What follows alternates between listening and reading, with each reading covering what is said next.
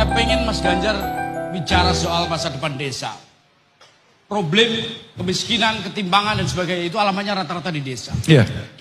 75.400 sekian desa sejak Undang-Undang Desa Nomor 6 Tahun 2014 ada kemajuan yang cukup serius.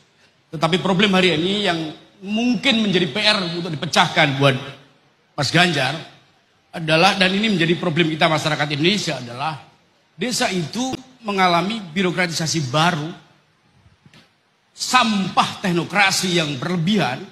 Akibatnya ruang mereka untuk membuat inovasi-inovasi itu mengalami keterbatasan. Sehingga kalau soal pangan, soal energi, mereka tidak dibenahi, mereka tidak diberdayakan. Saya agak ragu itu. Di antaranya saya ingin catat, sekarang terjadi fragmentasi kelembagaan. Kementerian Desa, Kementerian Dalam Negeri, dan Kementerian Keuangan. Betul. Saya mau challenge Mas Ganjar. Ya. Anda mau melakukan apa itu? Rubah. Dengan cara apa?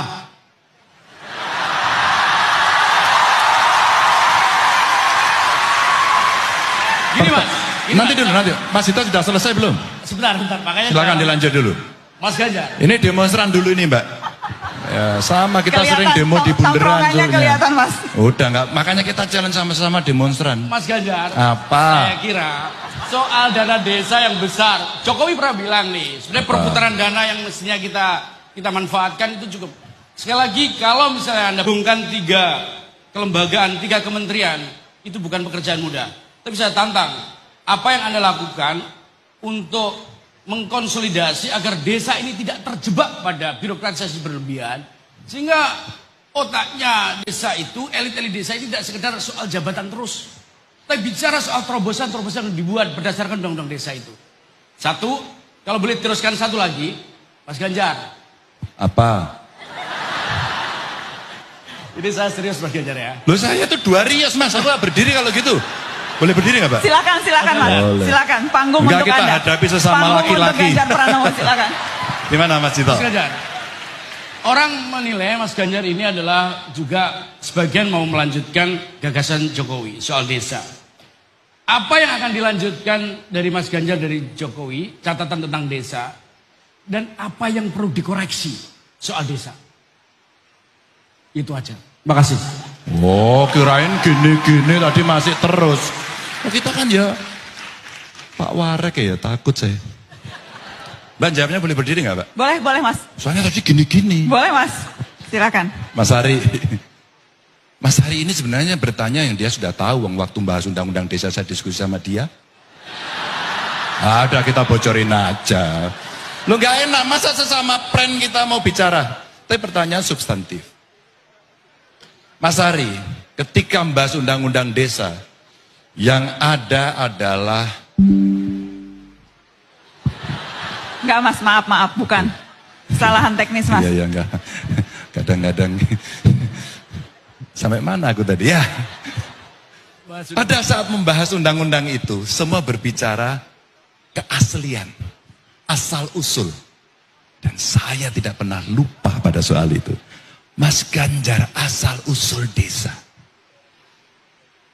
Kalaulah kemudian kesempatan itu nanti muncul, Mas, mari kita revisi undang-undangnya. Kita sudah belajar betul. Maaf sekali lagi pada kawan-kawan desa, maaf. Kalau soal masa jabatan, mari kita bicara. Tapi soal substansi, mari kita diskusi. Yang perlu diberikan oleh negara ini kepada desa adalah trust. Kasih itu pada kades. Trust.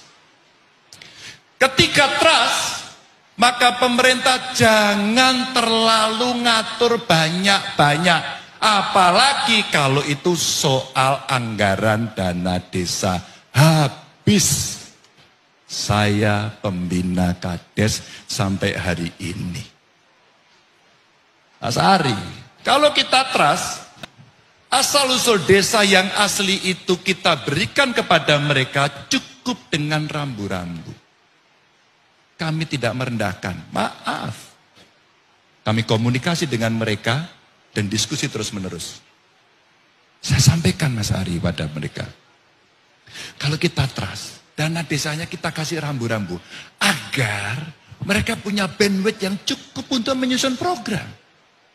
Mereka punya pendamping desa. Punya mereka. Maka diskusilah karena itu ruang yang paling demokratis. Bahasa saya, jangan ikut kakaknya. Siapa kakaknya? Desa. Adalah kabupaten, adalah provinsi. Maka birokratisasi desa hari ini merontokkan asal-usul dan keaslian desa itu. Rontok. Akhirnya berpikir semua birokratis. Tapi kalau inovasi desa itu tumpul, salah besar.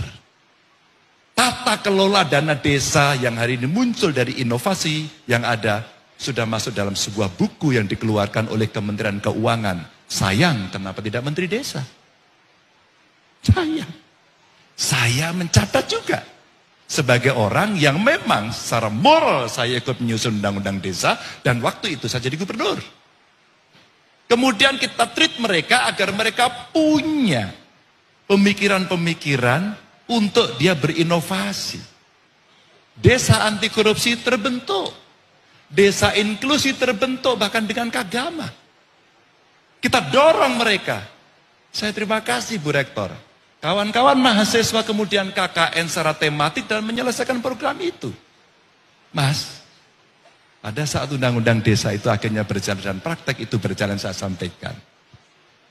Desa, Kemendes, dengan Kemdagri, hari ini saya bayangkan gini. Soal pemerintahan dalam negerinya, itu hanya sampai di kaki bagian bawah, tapi tidak sampai di telapak. Karena telapaknya terputus. Telapaknya siapa? Telapaknya ada di Kemendes. Maka inisiasi Kemendes sudah saatnya diarahkan bukan soal membagi dan mengkapling anggaran dana desa buat apa, tapi memberikan fasilitasi agar potensi desanya bisa berkembang sesuai dengan yang ada di masing-masing. Baik. Begitu. Terima kasih, Mas.